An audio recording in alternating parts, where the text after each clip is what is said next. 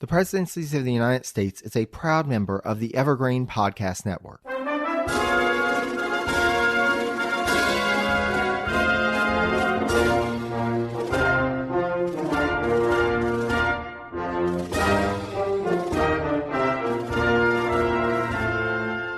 Hello and welcome to the Presidencies of the United States. I'm your host, Jerry Landry.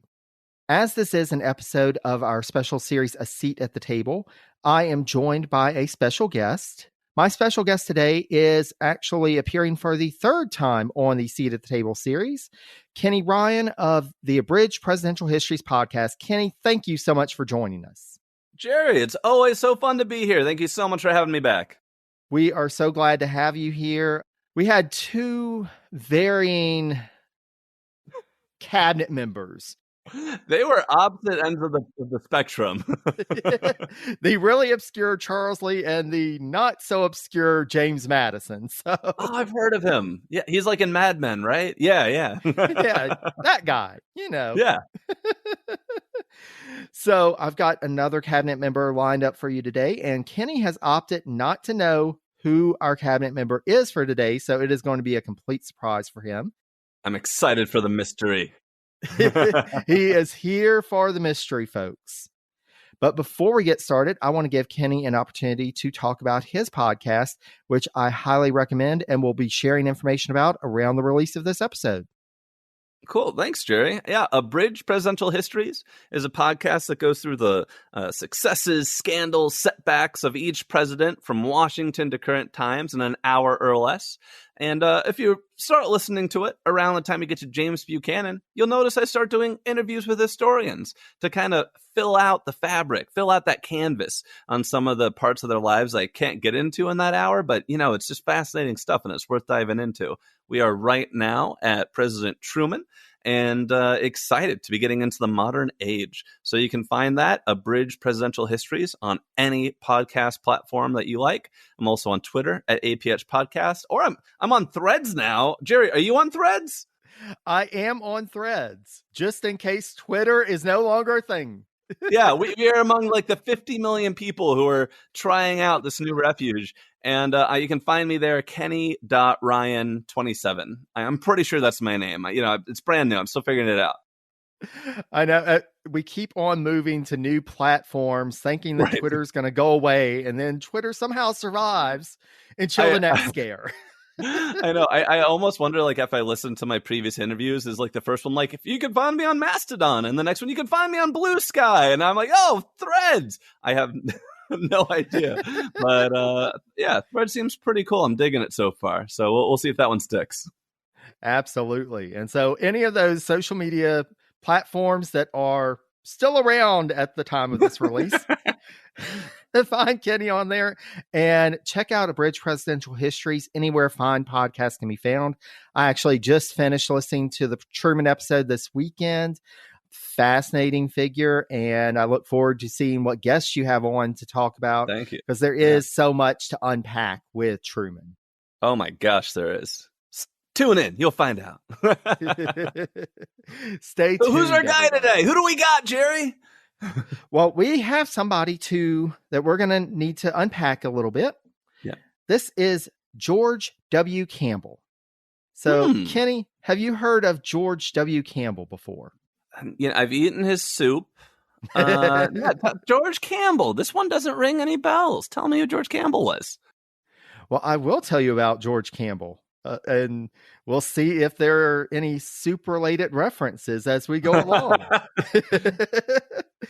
So George Campbell was actually born on February 9th, 1769, in the village of Tongue. Tongue? Tongue. Tongue. Tongue. Oh, okay. Wrong body part. Tongue. All right. Cool. The French kiss of the Midwest. Wait, where's Tongue located? Where is this? Aside from in the mouth. It is actually in Sutherlandshire in the Highlands of Scotland. Oh, okay. So this guy's an immigrant.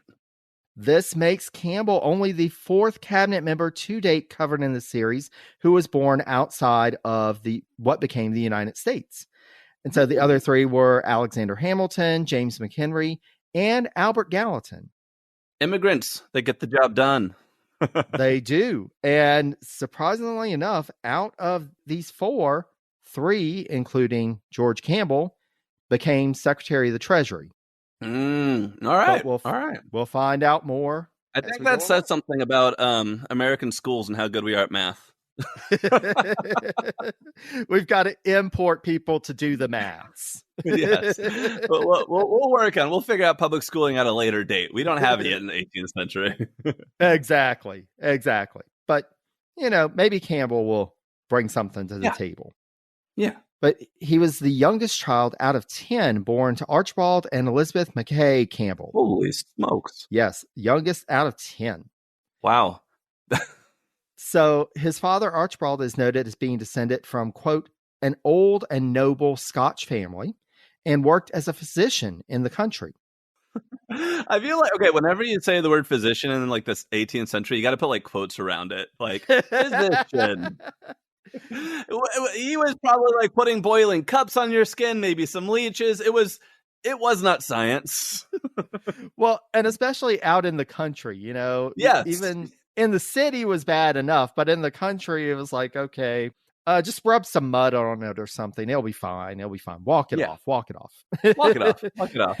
Absolutely. There's a leech infested lake there. You just go ahead and dive into that. Right. You'll come out feeling great. You'll leap out. You'll feel more alive than ever before. Yeah. It'll either save you or you'll die. But the death will be whatever was ailing you, not my treatment. Exactly. It will be God's will. Yes. That's just what happens. Yes. But yes, so he was a physician. And when George was 3, the family decided to immigrate to the British North American colonies and actually settled in Mecklenburg County, North Carolina, which is the county where I live. I was about to ask, are you his neighbor? Are you like, is this old house down the street? Yes. So when the Campbells moved to Mecklenburg, and this was it was fascinating. I was like, I know where this is. Yeah. I can actually speak to it. So when the Campbells moved to Mecklenburg, Archibald shifted careers to become a farmer. As noted by George Campbell's biographer, Weymouth Tyree Jordan, quote, There's a lot less litigation in that than, throwing people in the leech lake and seeing what happens. Exactly. Farming, it's a little less litigious, a little less malpractice. It's just farming. Yeah. But, quote, his family worked a small tract of land on a stream known as Crooked Creek in the southeastern section of the present day of Charlotte. So I didn't know where Crooked Creek was. So of course I had to look it up. Yeah. For folks who are familiar with the Charlotte area, it's around the area of Matthews and starting to go into Union County. So I'm in the north part of the county and this is the southeastern quadrant. All right. But still probably about 20 minutes drive. So quite interesting. And he may have supplemented his income by providing, quote unquote, medical services on the side. But his income does seem to have been modest regardless. As is normal for this time period, there's little information on George's upbringing specifically. As noted by Jordan, quote, it is likely that he performed chores around the home and accompanied his older brothers on hunting and fishing trips.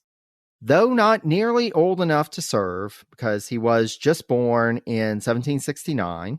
Right. George's life would have been impacted by the coming of the American Revolution. Yeah. Starting with something quite personal, because supposedly at some point in his life, as a reflection of his commitment to the Patriot cause, George added Washington as his middle name. So that's the W of George W. Campbell. Apparently, just to reflect support for the Patriot cause, he took on the middle name of Washington. Well, there you go. Very, very nice of him. I bet the other George appreciated it. I'm sure he did. That was probably the only news that he got that day because, George Washington's life was so boring. So, yes. This is Alex Hastings, the host of Ohio versus the World, an American history podcast. On Ohio vs. the World, we'll travel back in time with the authors, historians, and even witnesses to visit the most exciting, consequential, and too often overlooked topics that have shaped America's history. There seems to be an Ohio connection to so many important moments. When you said Ohio versus the world, we did some damage. So join us and we'll take a deep dive to enlighten, educate, and entertain you as Ohio vs. the World makes history fun again.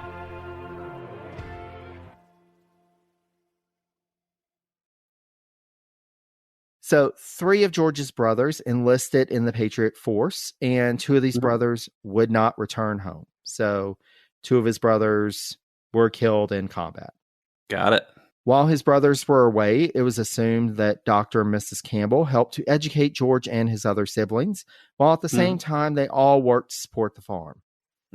Now, sadly, before peace was concluded, George's father, Archibald, passed away in 1782 at home in Mecklenburg County. With her husband's death, the responsibility of educating the younger children fell solely to Elizabeth. Wait. Do we know what killed him? Was it murder? One of those patients who filed a malpractice suit and it didn't go well. Or maybe it was self-treatment, Maybe he had like a light fever one day and he was like, well, I know what to do for a light fever. I'm just going to drown myself in mercury. This will go great. This is perfect. Perfect. Give me more of that mercury. Just pour it down my gullet. I'm the doctor. I know what's best. That's right. Tell me that it's poison. That's right. Get out of here. Well, that's too bad. Sorry, Doc. Yeah. So he is out of the picture. Unfortunately, passed away, and so his wife took up the responsibilities, caring for the children, educating them. And it's believed that George received a formal education at some point, but the details are unknown. But what we do know is that by the time he reached his early 20s, George was working as a teacher, most likely in Mecklenburg County. Nice. Now, his life would take a bit of a course correct, though, when in 1792, at the age of 23, he enrolled at the College of New Jersey in Princeton, the institution which is now known as Princeton University. Popular school. Who else went there? Was it Madison that went to Princeton? I'm trying to remember. Madison, Aaron Burr, quite a few Supreme Court justices. So, yeah, I mean, and by this time it had a very strong reputation. And it's believed that he chose this school because of its affiliation with the Presbyterian Church. That's right, yeah. As noted by Jordan, quote, despite having to work for part of his expenses while attending college, Campbell took an active role in student affairs on the campus. Was he in the Glee Club? Like, I'm picturing all the student organizations he could be in. Like, Dungeon Master, Dungeons and Dragons Club, maybe a cheerleader, mascot. Yeah, all right. I've got his college life all figured out. Yeah, exactly. And, there are some, you've got to imagine that there are some college pranks and hijinks involved along the way. Absolutely, yeah. And somehow, even with all that, he did graduate with honors in 1794. So he lived the full college life, graduated with honors, and it was time for him to start thinking of what's next. So post-graduation, Campbell again took up the teaching profession in Trenton, New Jersey.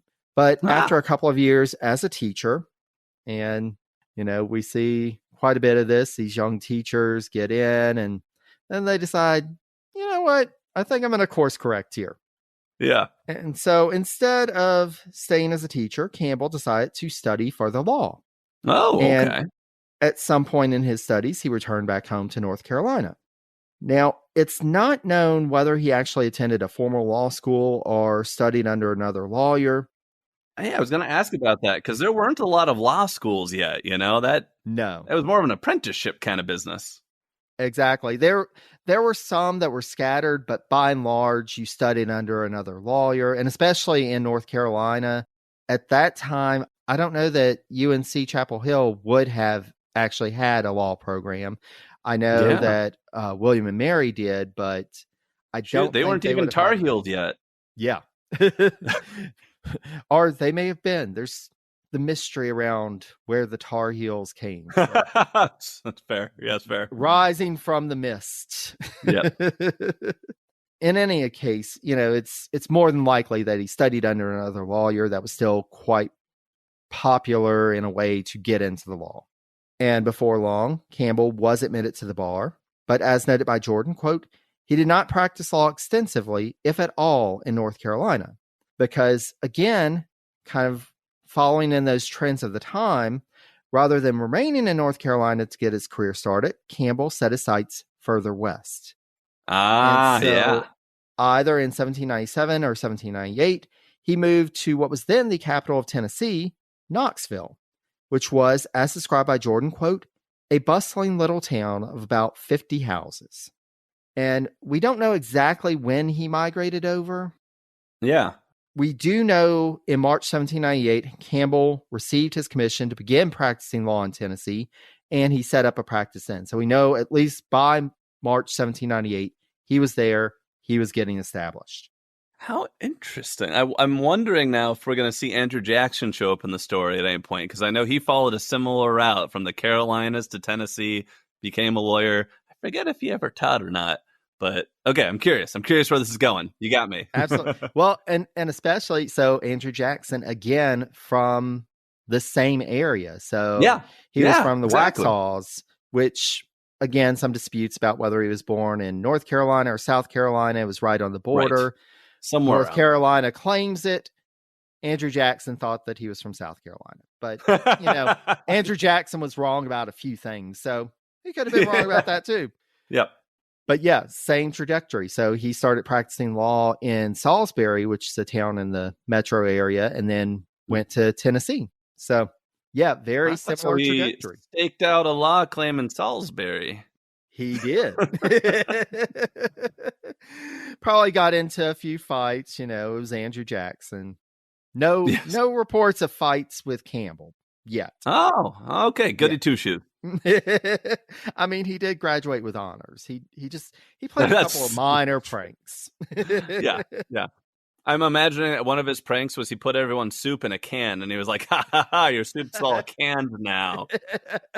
Hey. You'll never be able to get it out." Oh wait! Oh, you've got a can opener. Okay, sorry. Yep. But we do know that Campbell started his law practice, and within a few years, his reputation spread through East Tennessee. And so this was a time that, especially being a lawyer on the frontier, there weren't that many, and so you could start to build up a reputation rather quickly. Yeah, and especially if you actually have an education in law, because so many other people are just showing up in Tennessee and being like, "I'm a lawyer," and you're like, "Do you have any experience in law?" And they're like, No, I'm a lawyer, though. I'm thinking of Charlie from It's Always Sunny in Philadelphia. I don't know if you watch it, but he's an expert on bird law. Somebody just walking in.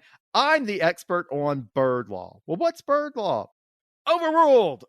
Objection. And there's a lot of that in Tennessee at this time. It's very reassuring when Mr. Campbell comes in and he doesn't do that. Yeah. He's like, let's actually follow actual legal practice, okay? Yeah, people are like, oh my God, you can read, you're hired. But yeah, so he starts to get this reputation, and he puts this reputation to the test when in 1801, a key political office became available. Despite just having been reelected in early September 1801, William C.C. Claiborne, who had represented Tennessee in the U.S. House of Representatives, was named by the recently inaugurated President Thomas Jefferson as governor of the Mississippi Territory. And so with Claiborne's resignation on September 22nd, the State General Assembly called a new special election to choose his successor. And the now 32-year-old Campbell decided to throw his hat into the ring. He would face three prominent Tennessee politicos: Speaker of the State House of Representatives William Dixon, former State Senator John Cock, and former State Representative John Ray. Due to both his prominent position as well as the endorsement of the increasingly important Tennessee leader, wait for it, here he is, Andrew Jackson. Andrew Jackson! Pew, pew, pew, pew! Because of his endorsement, Dixon would go on to win the race. Oh, son of Campbell. A God.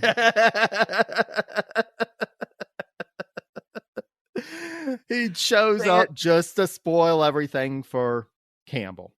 I mean, I feel like most people's stories that involve Andrew Jackson, that's how they go. And then Andrew Jackson should. I mean, this guy's lucky he didn't get shot. Yeah, he should count his blessings right there. He didn't end up with a bullet lodged in him, or there was no duel, no dead. shootout in town. He just didn't get the job. Thank you. Yeah. Live to hopefully not fight with Andrew Jackson another day. Yeah. But Campbell did gain important experience in this election, as he likely, according to Jordan, quote, made addresses in at least the leading communities of East Tennessee. So he's starting to get his name out there. He's starting to get his positions out there. And with 2 more years of building his law practice under his belt, in 1803, when Tennessee earned 2 more congressional seats in the U.S. House of Representatives following the 1800 census, Campbell would stand for election again. All right. Now, one thing about this election, though there were 3 seats available, these seats were not tied to a specific district. Wait, what? Yeah, so there was this thing at the time, you could have all of the congressional seats be at large. So the entire state gets to vote for all 3 congressional seats. But you're still saying I'm running for seat 1, 2, or 3. It's not like you just have a bunch of people running, and the top 3 vote getters are the ones who go. Do you know how it worked? You got it. I got it. Right. That's exactly how it was. So it was the top 3 vote getters. Ah, okay. So this meant that Campbell found himself facing the incumbent Representative William Dixon, who was the winner in the last contest, as well as Cock and Ray once more. So it was the same 4 guys running for these 3 seats. Rematch. This time it's personal. 2 years had made enough of a difference that Campbell came out second in the 4-man contest and thus earned a seat in the U.S. House of Representatives. Congratulations! Now, even better, I mean, he didn't just come in second. He was only 167 votes below the top vote getter, which was the incumbent Dixon. Yeah. So this is a good showing, and especially since it was a statewide election that he came in second. Yeah. And so on October 17th, 1803, Dixon, Campbell, and Ray took their seats in the 8th United States Congress. One of Campbell's first actions as a U.S. representative would help to extend the western boundary of the United States. Because 4 days after taking his seat, Campbell voted with the majority on an appropriations bill to carry out the Louisiana Purchase Treaty, which added a third of the modern-day contiguous United States to the nation. All right. One thing that's interesting to note here, so, hooray, we have the Louisiana Purchase, but what do we do with it?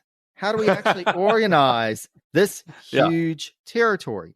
Right. And so a bill was put forward by Senator John Breckinridge of Kentucky, who he actually became the Attorney General. We've covered him in this series, but John Breckinridge did put forward a bill that was supported by the Jefferson administration. He was very much aligned with the administration's policies on how to set up a government for the new lands.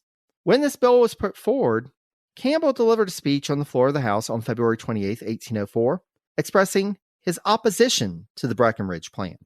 Oh, spicy. So he is not only opposing Senator Breckinridge, who is a prominent leader. Right. He's also opposing the Jefferson administration. Yeah, he's picking a big fight. He is picking a big fight. No soup for you, he says. No soup for you, Mr. Jefferson. But in this, Campbell was in alignment with most of the members of Congress from the West, who felt that it gave the president too much power in appointing territorial officials at the expense of the right to self-government of the citizens of the territory of Orleans. Now, Campbell saw this as potentially detrimental to the development of the West and proposed that the Orleans Territory be set up along the same lines as the government of the Mississippi Territory. So he's like, we already have a model for government. Why are we trying to create something different? Now, wait, and when you say the territory of Orleans, are you talking about just the area around current New Orleans, or was he talking about the whole Louisiana territory? So at that point, the territory of Orleans is mostly what we now know of as Louisiana. Okay. And got basically the rest of it was the Louisiana territory. Sure. And so that was organized out of St. Louis. Yes. Gotcha. Yeah. But it's one of those confusing things. It's like you're saying the territory of Louisiana is not modern day Louisiana. Yeah. Right. Of course. Yeah. Yeah. But won't go into too much of the details, but basically it was felt that this different form of government was needed for people who had been under a monarchical system, first France and then Spain, and they needed more help to get to a place of being in a democratic republic. So that was the Jefferson administration's reasoning. And Campbell's proposals were mostly voted down. The Breckinridge Bill, with a couple of key amendments limiting the time that the Breckinridge-style government would remain in effect in the Orleans Territory, was ultimately passed. So they mostly went with the administration, but Campbell, along with 20 other House members opposed to the Breckinridge proposal, showed their discontent by remaining absent for the amended bill when it came up for its final vote. So, and actually, can I ask, was Campbell at this point, was he a member of Jefferson's party? Is he saying he's a Democratic Republican, or is he saying he was a Federalist? How in opposition was he? Yeah. So he was actually a Democratic Republican, and that's quite on point with what I was going to say next, because cool. Sorry. Oh, no worries. That perfect timing. We are in alignment. So despite this point of opposition to the administration, Campbell was seen as a staunch supporter of Jefferson. Got it. And thus he was tapped to help with something that was a key aim of the president and his supporters, namely judicial reform. Oh. So we've discussed this previously in the narrative series, as well as in the Seat at the Table episodes for Levi Lincoln and Caesar A. Rodney. But basically, in early 1804, U.S. District Court Judge John Pickering of New Hampshire was impeached.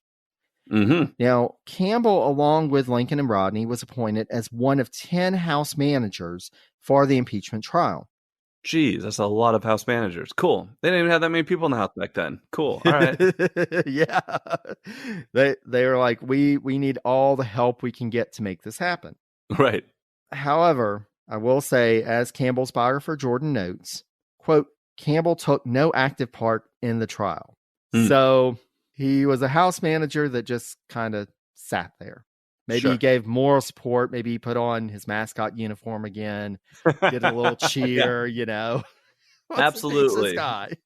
He maybe did like a bake sale to raise money for it, yeah. There we go. A car wash. White t-shirt, car wash, whatever it was he was into. Exactly.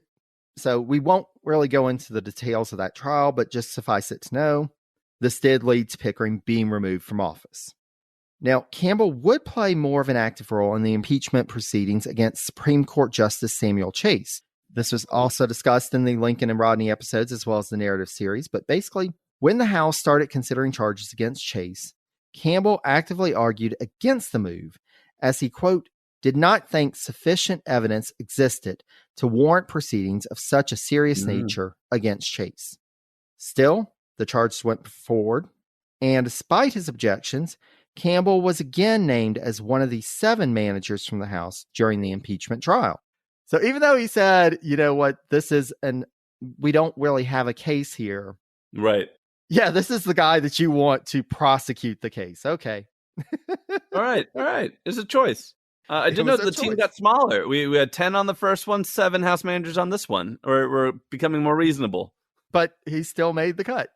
Yeah. I mean, that was a really successful bake sale, so they knew they needed more on this. Now, as noted by Campbell's biographer Jordan, quote, the House managers were not consistent in their arguments, and none of them, including Campbell, proved themselves to be outstanding prosecutors. All of them went into political harangues and spilled partisan invectives against the defendant. We should impeach him because he's stupid. Yeah, exactly. I really don't like him. He's a Federalist. He's a Federalist. Isn't that enough to impeach him and remove him? Come on, guys, let's just do it. just do it. Yeah. Now, ultimately, Chase was acquitted of all charges and remained on the court. And so Campbell's predictions at the I thought beginning you of guys this were my friends. Why didn't you vote to impeach him with me? Not cool. Yeah. And there was a bit of storming out and going back to the house and, having some words on the house floor, but, whatever. Right. As they do. As they do. So in early December 1804, Campbell, who had been appointed to a committee, quote, inquiring into conditions of the Federal Postal Service, put forward a bill for the construction of a post road between Knoxville, Tennessee, and New Orleans. All right. When no action was taken on his bill for a couple of months, Campbell delivered a speech on the floor of the House in favor of the bill in early February 1805, stressing the importance of this post road to improve lines of communication with the West. But even with that appeal, the House refused to take action on his proposal. Man, they were so anti-infrastructure back then. Exactly. Why do we need infrastructure for new territory? Right. What a waste of money. We've got enough in the East as it is. You don't really need it out there. Shh, whatever. But okay, so he's pushing for the postal road. Great idea. Yes.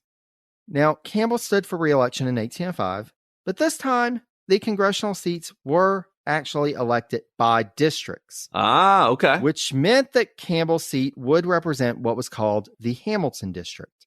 Mm-hmm. Now, as Campbell ran unopposed, he would return to serve in the 9th U.S. Congress. Hooray! It's always nice when you're the only person on the ballot. It is. It is. So upon his return to the House, Campbell was named to a committee of 5 to put forward a bill to authorize the purchase of West Florida in order to address disputes along the border between the U.S. and the Floridas. This bill was quickly put forward in January 1806 and passed by Congress. In early March, after receiving a resolution from the Tennessee General Assembly, Campbell put forward to Congress his own request for a bill, quote, for opening and improving the navigation of the River Tennessee through the Muscle Shoals. Muscle Shoals. We'll see them again in the future. Oh, yes. And so, you're seeing a lot of movement. He's really getting involved in the development of the West. Yeah. Now, the improvement of the Tennessee River navigation, Campbell was named to the head of a committee, but that was really as far as it went. No. Another proposal to improve conditions along the Natchez Trace, which was supported by other members of the Tennessee congressional delegation, likewise died a slow death of inaction by Congress. This guy doesn't sound very effective. He's not having much luck thus far. Yeah, there's a lot of him being like, and then he tried this and nobody cared. Nobody cared. It didn't work. But my bake sale, guys. Don't you remember the bake sale? Yeah. Now, he would have more impact in helping to push through the passage of the Non-Importation Act of 1806 in the early part of the year in response to worsening relations with Great Britain. Yeah. In the next congressional session, and in response to the threat of the Burr conspiracy in the West, Campbell put forward a bill to authorize the president, quote, to accept state militia for Army service under Army regulations when they offered their services in time of danger. So imagine what happened to this bill, Kenny. Let me guess. It passed and it revolutionized the country. No, you should have gone with what was behind door number 2. It was sent to a committee and nothing happened. Sent to a committee to die. In early 1807, Campbell was put in charge of a congressional committee which put forward a bill to create a new judicial district in Kentucky, Ohio, and Tennessee, which would also create a new Supreme Court seat. Oh, interesting. After the bill passed Congress, so this one actually passed. Hooray! Hooray! How's it feel, Mr. Campbell? He actually did something. A House caucus came together to recommend a candidate to fill the seat. This caucus put forward Campbell's name for the nomination. Oh. And now wait, is this the new Supreme Court seat? This was the new Supreme Court seat. Ooh. President Jefferson, however, nominated Thomas Todd of Kentucky for the seat, and Todd would be confirmed. Dang it. He's trying. He's really trying. And they're still thinking that bake sale was so great that they're putting him on committees. And What this feels like is it feels like, yeah, he keeps trying to do things and failing, and he's hitting the point like, Congress is dumb. I know. I'm going to make another Supreme Court seat so I can go do that. And then he makes a seat, and then they put someone else in it. And he's like, damn, stuck in Congress still. And he would remain stuck in Congress for another term because he ran unopposed and was reelected in 1807. Doesn't anybody want to run against me? Anybody? Oh, Please? crap. I'm still on the ballot. But in this session, he finally gets his day. All right. Because this tenure in the 10th U.S. Congress saw Campbell vaulted to a new level of prominence as he was made the chairman of the House Ways and Means Committee. Ooh, big role. This one's a big one. As noted by Jordan, quote, "This was one of the first times that a Westerner was placed in such a high-ranking position in Congress." Secretary of the Treasury Albert Gallatin was not excited about this appointment, however. He had apparently dubbed Campbell a, quote, "prince of prigs and puppies" earlier that year. Puppies? Puppies. I mean, it sounds like a compliment to me. Apparently he didn't mean it as such, because he also wrote to a friend that Campbell's appointment was, quote, "against my wishes. It was improper as related to public business and will give me additional labor." Oh, poor Gallatin. Poor guy. Poor guy. Campbell's going to be off playing with puppies. He's not actually going to help with government business, whatever. Right. Yeah. Though he did stumble a little in pushing forward the first bill out of the committee under his chairmanship, which was an appropriations bill requested by the Jefferson administration, calling for an increase of funds provided to the Navy Department. The bill was ultimately passed by a vote of 124-2. Wow. So that's a big one to get through, and especially with a Democratic-Republican-led Congress. Yeah. In November of 1807, Campbell presented a petition from constituents in Tennessee asking again for that navigability of the Muscle Shoals on the Tennessee River proposal. Mm-hmm.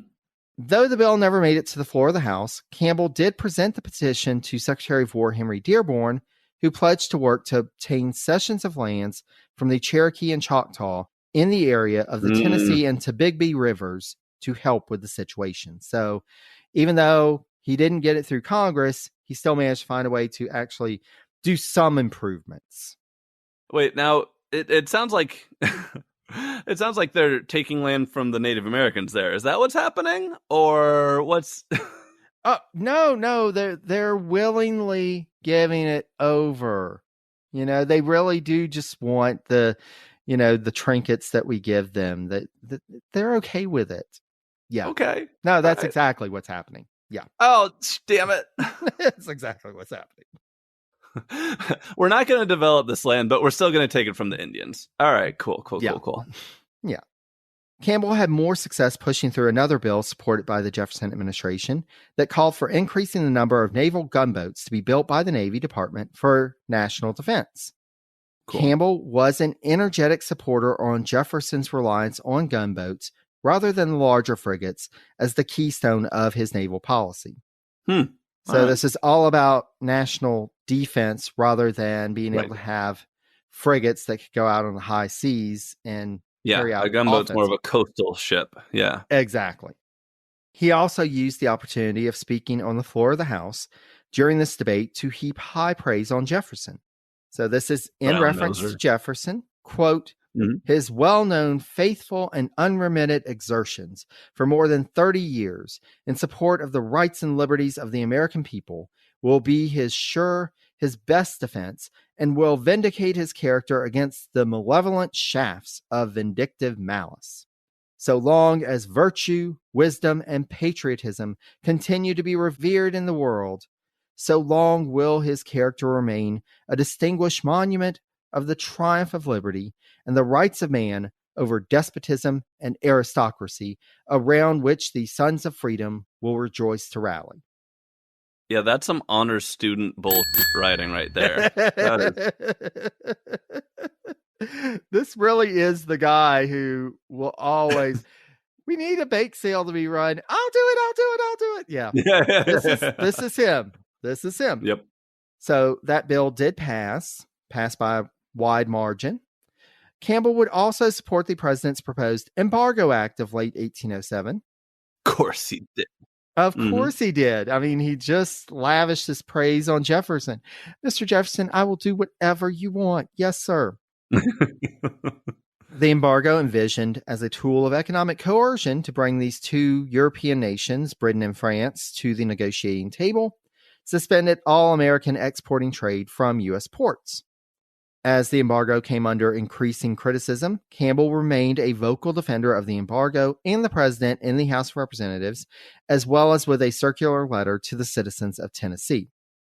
However, this defense of Jefferson and the embargo led Campbell into a duel with a representative, a Federalist from New York. Hey! When in early 1808, the two got into a heated debate in the House where this representative, Gardiner, felt that his honor had been assaulted. In the duel on March 2nd, Campbell shot Gardiner through the chest, and his opponent was carried to a nearby home. Campbell went to visit him that evening while he was recovering, and it is believed that as the home that Gardiner was taken to was one owned by a relative of former Secretary of the Navy Benjamin Stoddert, that it was during a visit to check on his opponent that Campbell made the acquaintance of the Secretary's daughter, Harriet Stoddert. We'll come back to her in a moment. Wait, if getting in a duel and shooting a guy through the chest is going to lead to a love interest, that's just a very unexpected turn. But the duel, I think I remember this duel, and now I'm like, the Campbell name. I think this is the thing I remember associating him with. Yes. So, yes, it does lead to a love interest. So this is soap opera-ass drama here. I just that's going to be a great toast at the wedding. Like, oh, honey, I'm so glad that I shot Gardiner through the chest so that I could meet you at your home while he was bleeding out on your table. It was such a romantic way to meet. I love you. When our eyes locked over his dying body. You know? Oh my God, like the worst conclusion to How I Met Your Mother ever. Exactly. This is, you do not tell this story to your kids. No. You make something up. You make something up. We were doing something else. we met on MySpace when that was a thing, back in the days. So even at this point in his career, Campbell was getting a reputation for pushing for military preparedness. And his biographer Jordan asserted that, quote, in every way, he was a forerunner of the war hawks who pushed the U.S. into the War of 1812, which is something we'll come back to. Oh, great.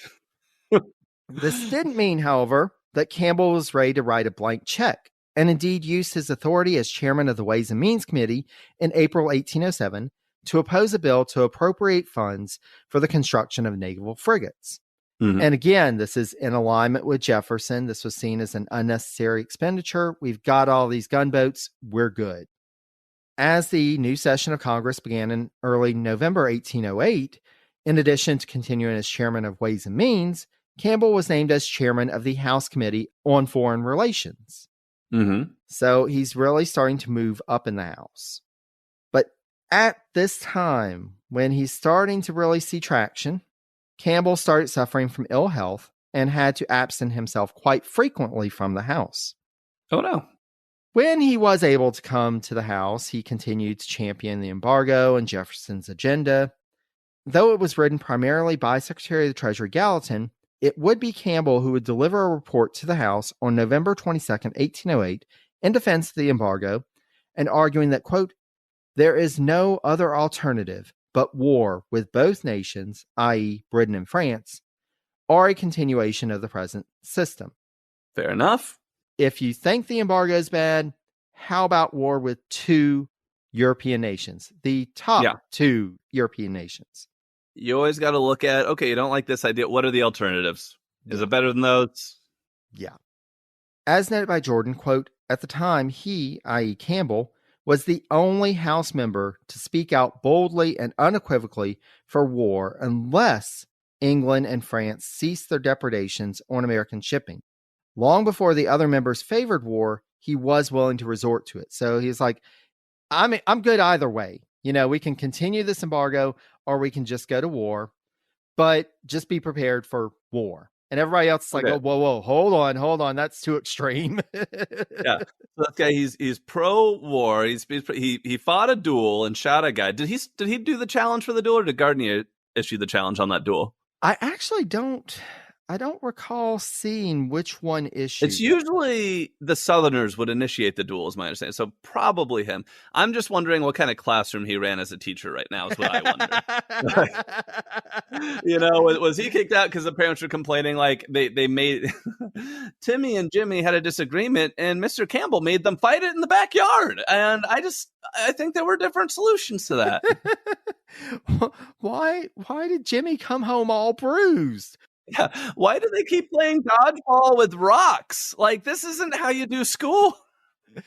My teacher told me it was okay. He said that, his father was a physician, so it was okay. Right. Just walk it off. Just walk it off. You're fine. Here's some mercury. Just pour the mercury on your wound. There you go. Yeah, take a swig. Who needs a school nurse? My father was a doctor. It's okay. But yeah, so, this is what he was doing when he wasn't ill. Cool. It did not work. The embargo was ultimately repealed on March 4th, 1809, and new measures would have to be adopted to respond to the situation. But Campbell would not be a part of that because due to his ill health, he announced in April 1809 that he would not seek re-election to another term. All right. Now, Jordan does postulate his theory that the repeal of the embargo, which Campbell championed up to the final day, was part of the motivation for his decision to not stand for re-election.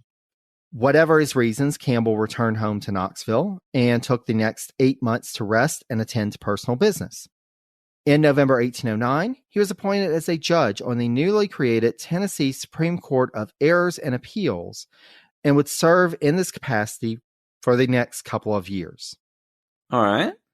Likely for this new position, Campbell moved from Knoxville to the city that soon became Tennessee's state capital, Nashville. Hey. So he's moving on up. Mm-hmm. And with this move to Nashville, Campbell would begin to buy up lots and would ultimately construct a mansion on a series of lots that he pulled together into a larger property. He would also work to develop a plantation in the Elk River region of Tennessee, making arrangements with a partner to ensure that someone else handled the management of operations, while Campbell provided the land as well as enslaved individuals to do the manual labor. I was afraid we were going there. We're going there because it is known that Campbell enslaved around 20 individuals during his lifetime. So this will come up in our discussion of his legacy at the end. Yep. As noted by Jordan, quote, Campbell's tenure of office as a member of the court was too short to enable him to establish a reputation as a jurist. It may be also that he was not particularly suited for the position. He kept asking the plaintiff and the defendant, if those are the right legal terms, I'm not a lawyer, to just go fight it out with pistols in the back. And we decided he just wasn't a bench material. Can't this just be settled with a duel? Yeah. No, we'd rather not. You guys are wasting my time. Here, do you want pistols or swords? Overruled. Objection. Yeah. You're the judge. What are you objecting to? Overruled. Not enough shooting. I'm from Andrew Jackson State. We know how stuff's done here. This is how our legal system works. Yeah. Now, as we know from his correspondence at the time, Campbell was not content at just remaining as a public servant on the state level. He had had a taste of Washington and wanted to return to it. And in October 1811, Jenkin, the names sometimes, Jenkin Whiteside. Okay. That's a name. Yeah. Who had just been elected as a U.S. Senator in 1809, decided to resign his post. So made it a little over 2 years. Thus, the Tennessee General Assembly considered who would be best to fill the remainder of the 6-year term. only one person's name was on their mind, and so the legislature unanimously elected George Campbell to this post. And so by November 4th, he was back on Capitol Hill. In this new tenure in Congress in that other legislative house, the new senator continued to push forward issues important to constituents in Tennessee, though, of course, like with the House, sometimes with limited success. But as the nation was in the process of going to war with Great Britain, Campbell would find his colleagues little inclined to focus on issues related to Western developments. This new senator would pick back up his war hawk stance from his tenure in the House and become a champion for the war cause in the upper house of the federal legislature. Now, Jordan does note that Campbell was different from other war hawks in Congress at the time because he was completely focused on the U.S. acquiring Canada. Excellent. He's all about taking Canada. As Jordan notes, quote, no available material indicates that he showed any great desire to take over Florida from Spain, which is interesting because most Southerners and Southern Westerners, that was what they were really focused on. But yeah, Canada's kind of far away, and who gives a hoot about, up there when you're in Tennessee? He's like, I've heard they do great bake sales there. We need Canada. Campbell's return to Washington would be fortuitous for him on a personal level as well, and may also hint at an additional impetus for his return to the nation's capital. Because remember that meeting Harriet Stoddard in 1808 over the bullet-riddled body? It was so romantic. They met over a bloodied body and shared wine as a congressman bled out in front of them. Yeah, it was very sweet. Very sweet. So when he came back, he was like, hey, remember that time that we had? And in July 1812, they were wed. Oh. Did they also have a dying man at the wedding? Or I mean, they should have kept up the theme. Maybe maybe there was, red draping or something. The thing that brought us together really was our bloodlust. That's what really is the foundation of our relationship. Well, and also, so Harriet was 24. She had been born in 1788. And so she was 19 years George's junior. Yeah. So there's a little bit of an age gap here. Mm-hmm. Over a year later, in September 1813, their first child, a son also named George, was born. How original. I know. I mean, what are you going to name your kid? George. Why? George. Is there a question? Wait, what if it's a girl? George. George is a good name. Come on. George is great. Yeah. Turning back to his tenure in the Senate. Yeah. As the nation continued to march to war, Campbell ended the debates in early 1812 on various bills related to preparing the nation to take military action against Great Britain. The senator from Tennessee identified one major problem that would come to plague the war effort. How would the United States actually pay for the war? A great question, Mr. Campbell. Now, though he felt the matter, quote, would require mature consideration, however unpalatable, this did not stop Campbell from continuing to push for war. Right, guys, maybe we should think about this, but yeah, let's keep on. We're going to war. We'll figure it out. We'll figure it out. We should figure it out, but we'll figure it out. Yeah. Now, in the spring of 1812, Vice President George Clinton passed away, and soon after his passing, the Democratic Clarion and Tennessee Gazette in Nashville, Tennessee, put forward two possible candidates for replacing Clinton on the ticket in the presidential election later that year. They suggested either Speaker of the House Henry Clay or George Campbell of Tennessee. Elbridge Gerry was ultimately chosen to replace Clinton, and it was more about that geographic balance because, James Madison was from Virginia, Gerry was from Massachusetts, but still, Campbell's being talked about as a vice presidential candidate. He's getting bandied up there. He's just kind of floating upward. He like is. A turd.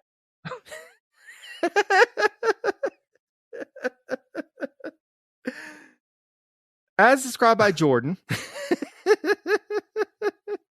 just floating on up there.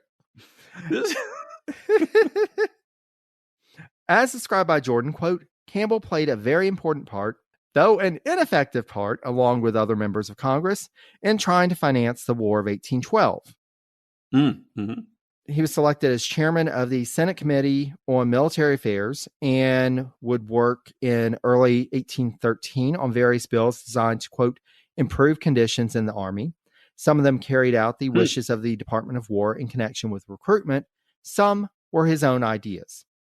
Again from Jordan, quote, during the session, Campbell worked on legislation with which he was unfamiliar, but he showed judgment in requesting recommendations from the War Department, and most bills which he wrote or introduced complied with those recommendations. So he's like, I really don't know. I'm all about this war thing. I just don't know what happens once we actually declare it. So maybe I'll turn to some of the experts for this. Good call. Good call.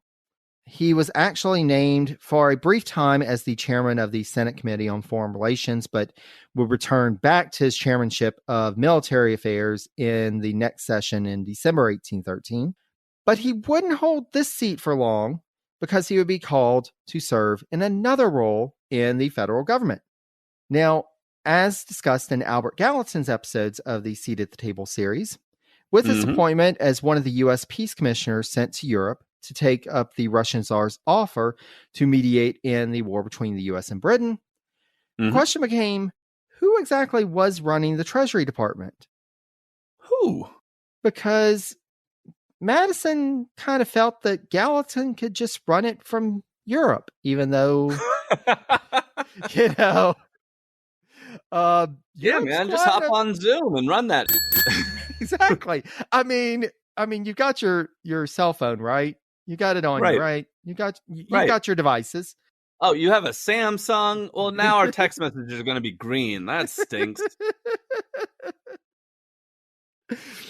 Yes. And so not really sure why Madison thought this was a good idea, but Congress didn't think it was a good idea for the Treasury Department to be run by somebody an ocean away. And in the middle of a war. In the middle of a war that you don't know how you're paying for. You don't know how you're paying for anything anyway. Yeah. And so Madison was like, fine, okay. You know what? Secretary of the Navy, William Jones, you can be acting Secretary of the Treasury until Gallatin gets back. Did we mention that we're in the middle of a war and the Secretary of the Navy is being asked to run the Treasury Department as well as the Navy Department? I mean, I can see how by the end of the war, we're going to have James Monroe being Secretary of State and Secretary of the Army. Yeah. Madison just really believes in stretch opportunities.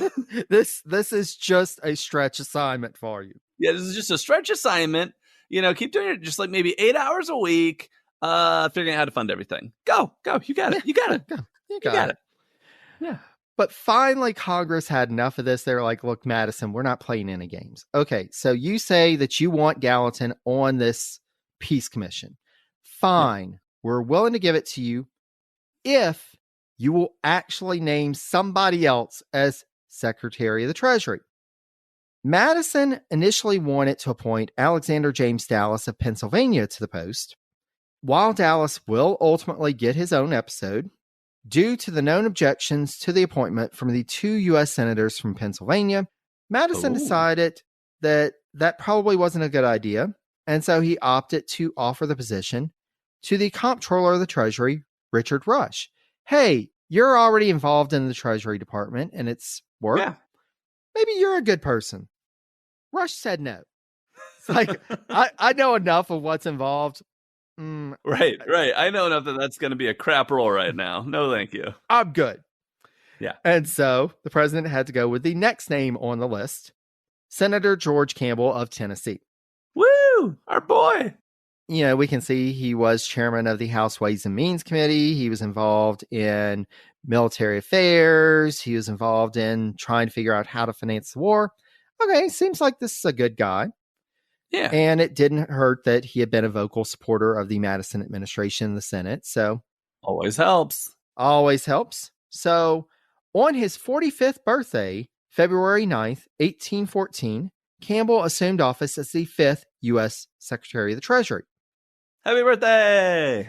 Happy birthday! Your Treasury Secretary, we're so glad to have you. Oh, by the way.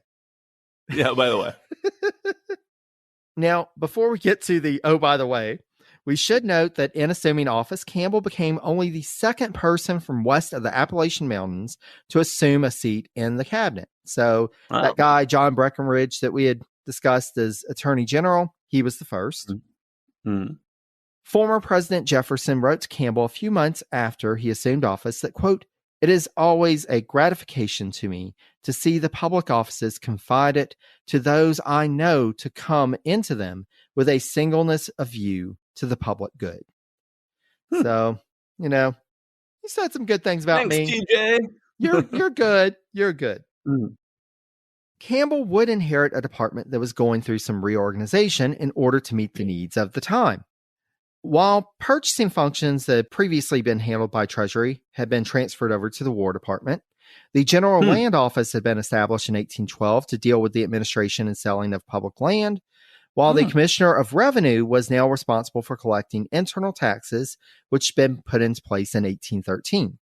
Though the Secretary had help in terms of special tasks like these that subordinates could be in charge of, the Secretary, quote, had little personal assistance in their daily routine. And the daily routine for Campbell was rather of a mess. Because in 1811, so prior to his becoming Secretary of the Treasury, Congress had refused to recharter the Bank of the United States, which had been a partner in ensuring stability in the public national finances. Thus, in the early days of the war, Albert Gallatin, who is seen as being one of the preeminent Secretary of the Treasuries, had struggled to find a means to finance the war, because without the bank, there were only limited sources of cash. Because we went to war with the nation's largest trading partner, so we couldn't expect many funds to come in from tariffs. And this is after, embargoes and non-intercourse acts that also were cutting off trade. Now, if I remember, the United States back then almost exclusively funded on tariffs, right? That was where the federal revenue came from, and then you might have some taxes on things like whiskey or what have you, but the Jeffersonians were fundamentally opposed to those, so they didn't want to, enact them, which means, okay, so no tariffs, no whiskey taxes. We could borrow money from the Bank of the United States, but then they shut that down. So, Jerry, where did they get their money for the war? Good question, Kenny, and that's what Campbell was scratching his head about. He had made that point. He was like, how are we going to finance this war? I'm not an expert, but maybe I am. This doesn't seem like a good idea. Because as you mentioned, taxes could be levied against the citizens. And as we heard, there were some that were levied, but everyone knew that there was only so much taxation they would accept before turning against the war. Taxes, then as now, were not popular. And oh, by the way, you're Democratic Republicans, you're supposed to be anti-internal taxes. Yep. The only other solution was to borrow the money. However, increasingly, as more issues of Treasury notes and bonds were put forward to draw in capital and failed to see full subscriptions, i.e., not all of the notes and bonds were purchased, the Treasury had to come back with new terms that were less favorable to the federal government in order to draw more interest from financiers. So, got it. Yeah, so they would put out these bonds, and maybe half of them would be bought. And they're like, no, this isn't going to fund what we need to. Okay, well, we were only going to do a 3% interest. Maybe we'll do a 5% interest. Or in some cases, it was okay, so this bond is supposed to be worth $100. We'll let you redeem it at $100, but we'll only charge you $88 for it. Wow. Yeah. So the wars, which already is expensive, is getting more expensive because of the way they're financing it. Exactly. And this had already started under Gallatin.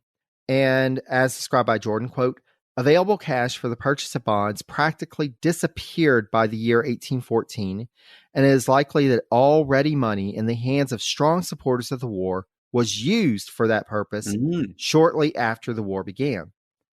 By the year 1814, many people lost confidence in the administration, and most of the persons who could afford to buy government securities were bankers, successful businessmen, and others who, for the most part, lived in the northeastern section of the country, which was the section where the war was the most unpopular.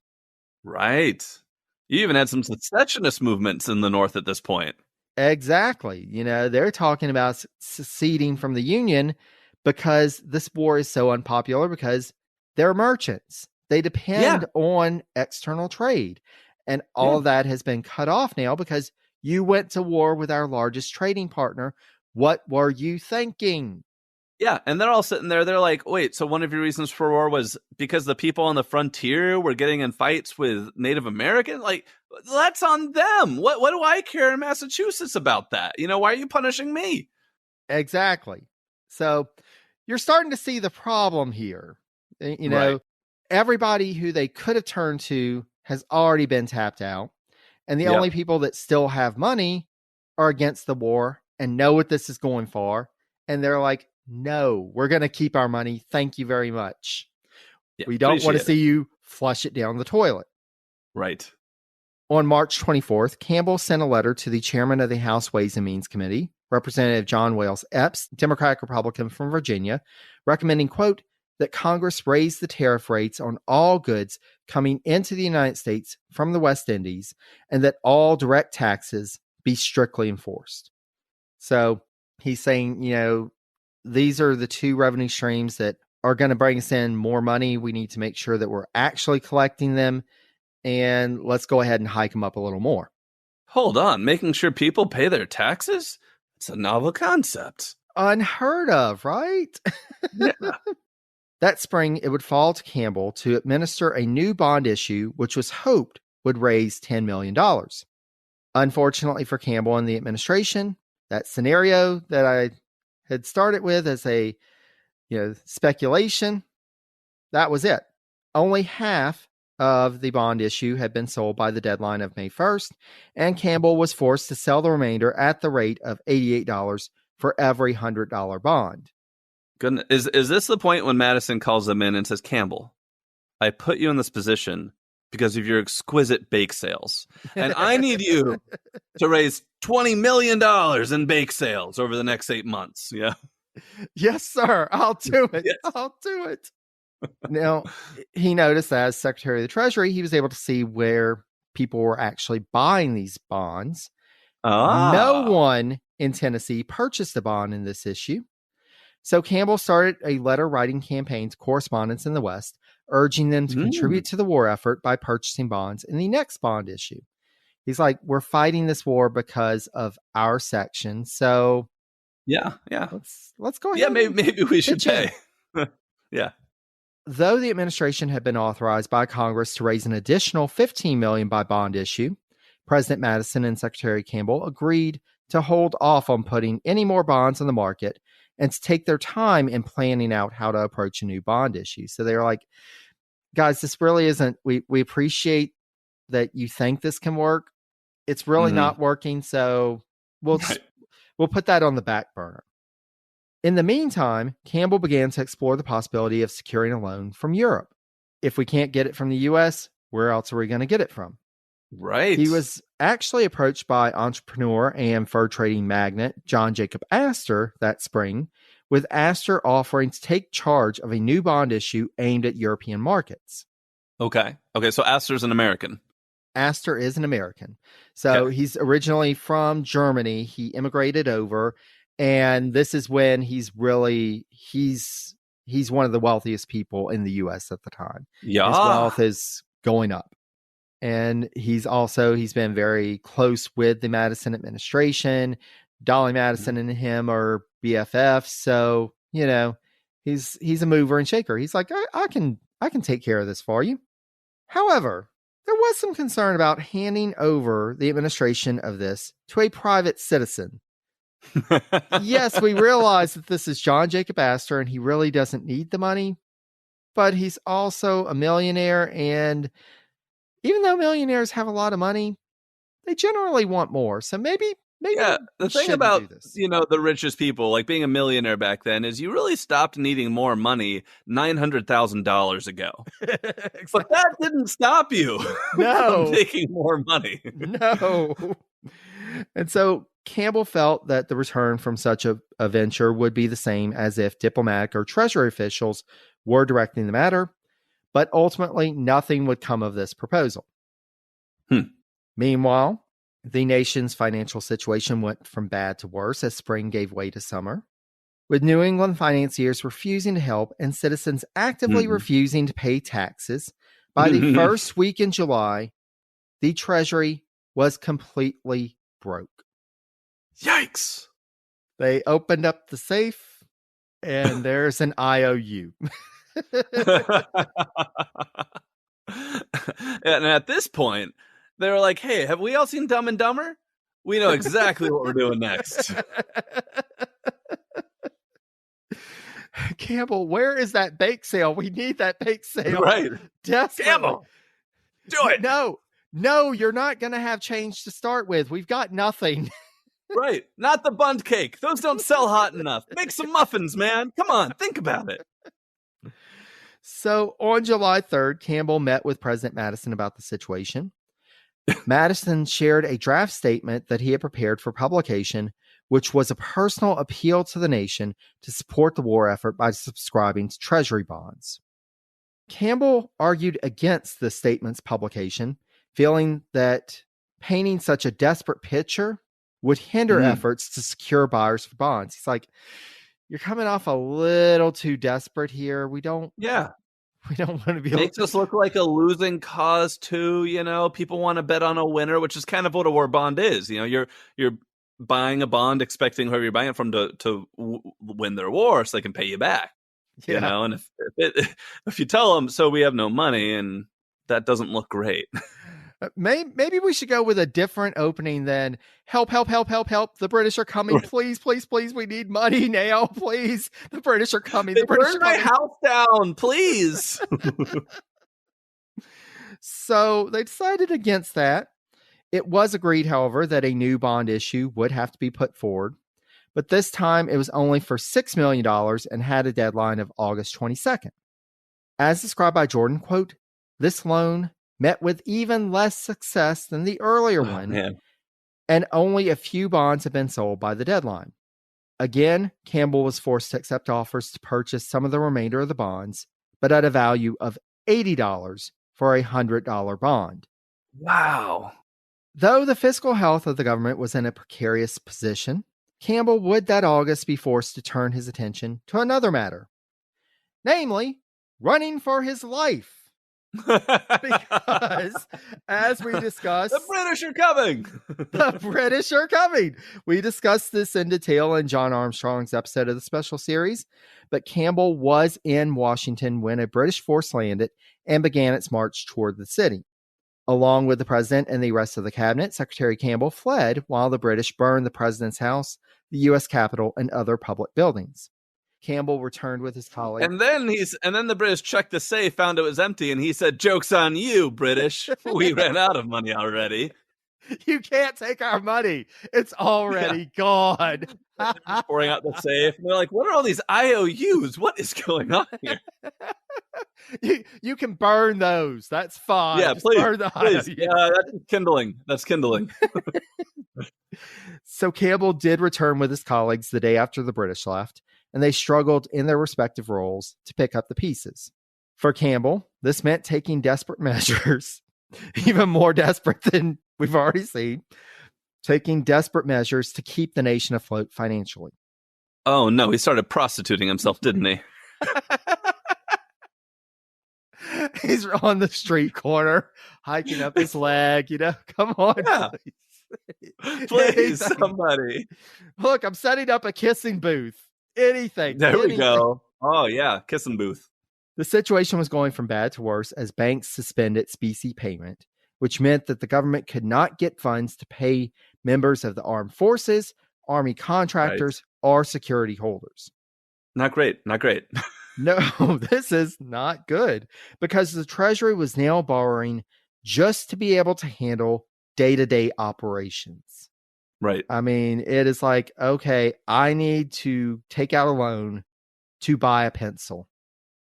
It almost like raises the question we've seen recently, when you have a government shutdown, what does that look like in the middle of a war? Like what do you do when you have a government shutdown in the middle of a war? I don't know. That was his problem. He didn't want to find out, but it was Right. getting close. So Campbell also reopened the $6 million loan issue, but again, there were few takers. Even with more favorable terms, by the middle of September, less than half of the bonds had been purchased. Yeah, this is probably when they're like, man, we really should have taken out that insurance policy on the White House. Yeah. Really should have taken, or maybe they didn't. The insurance company is like, no, that's arson. I had the signed document ready to mail, and then Right. the British came. Oh my gosh. But he did have at least one small victory. Yeah. One purchaser from Nashville, Tennessee bought a bond. Wait, he sold one bond? Is that all he got in this latest issue? Well, from Nashville, Tennessee. So okay, just one from Nashville. Got it. So others, but he finally got someone from Tennessee. He got one guy to sign on. Cool. Meanwhile, in the wake of the crisis of the British invasion and the precarious fiscal situation, President Madison called for a special session of Congress, which assembled on September 19th, 1814. Campbell submitted what Jordan described as, quote, a very discouraging report on the finances of the government to Congress. According to the Treasury Secretary, $74 million would need to be raised to meet existing and anticipated obligations, and $52 million was needed at the very least, quote, merely to carry on the ordinary operations of the government. That's a few more than $6 million. That's which they already more. can't raise. They can't even get that. And he's like, I mean, just check under the couch cushions, any change you have, whatever. Yes. It was obvious that another bond issue was not the answer, but Campbell, in putting the issues before Congress, did not offer a solution, but deferred to their judgment for a remedy. Oh, man. He is so desperate and so out of ideas. He's like, maybe Congress will come up with something good. Right. That's desperate. That's yes. He's not very good at this job, I feel like. No. I feel like I've heard a lot of this feels like a lot of failing up. I haven't seen a lot of him succeeding on what he's tried to do, yet he keeps getting better jobs. Yeah. But Campbell would not play an active role in working with Congress on the matter, because 3 days after submitting his report, he began to suffer from ill health once more. Oh, that's convenient. Yeah, I know, quite convenient. Mr. Madison, I'm feeling sick. I think I got the black lung pop. Now, though the details of his illness are unclear, Jordan suggests that it may either have been ulcers or hypertension. Or bullcrap.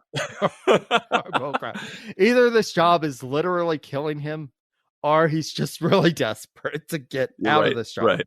Because on September 26, 1814, Campbell wrote to President Madison as follows, quote, the very impaired state of my health and the little probability of its speedy restoration without a change of air and the benefit of exercise render it indispensable that I should, for the present, withdraw from public business.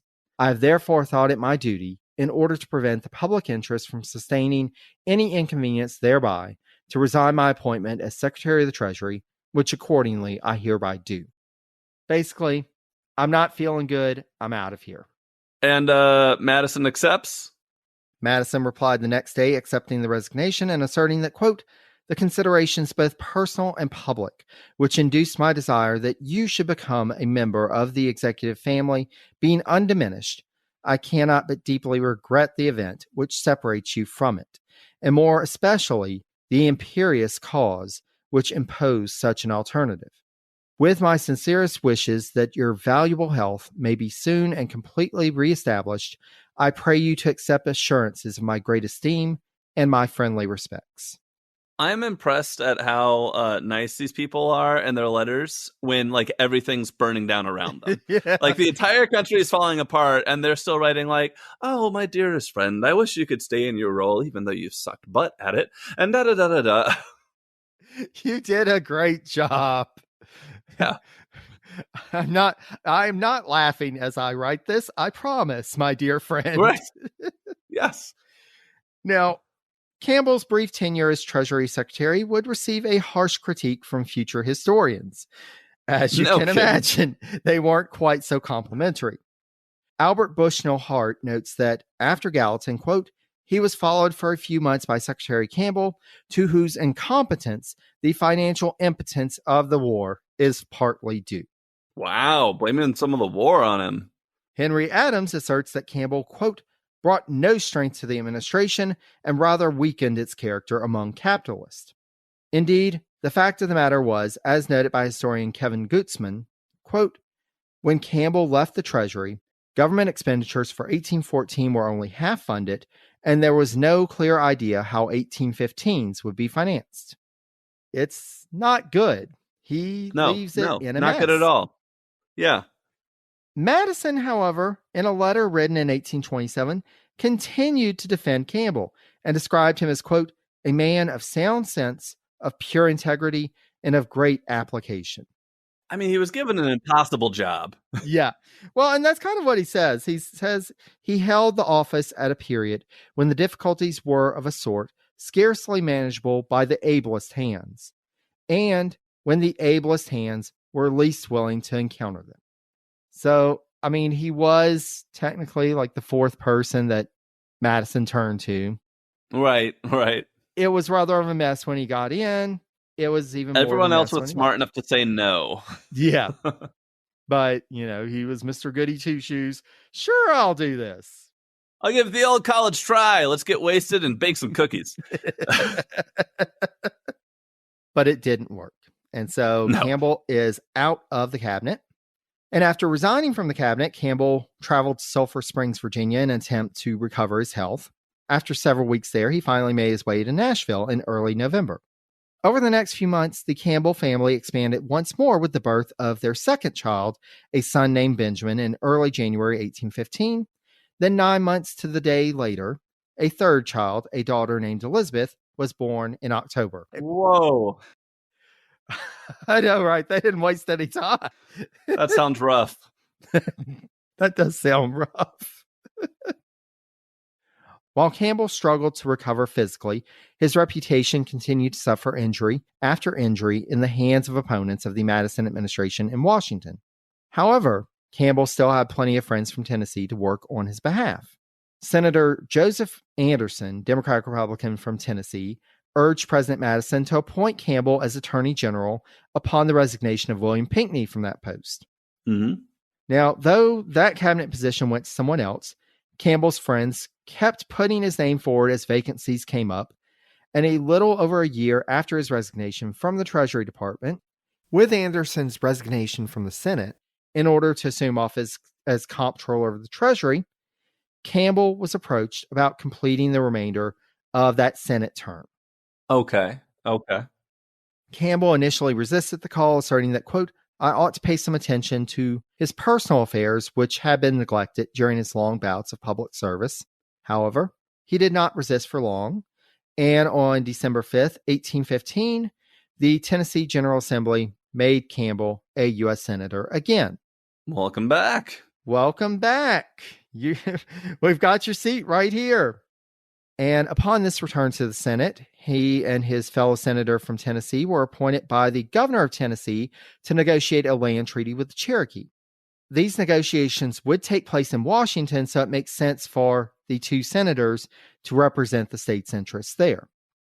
And remind me, 1815. So is the War of 1812 still going on right now too? So at this point, the war had just ended earlier. It just ended. Okay. Yeah.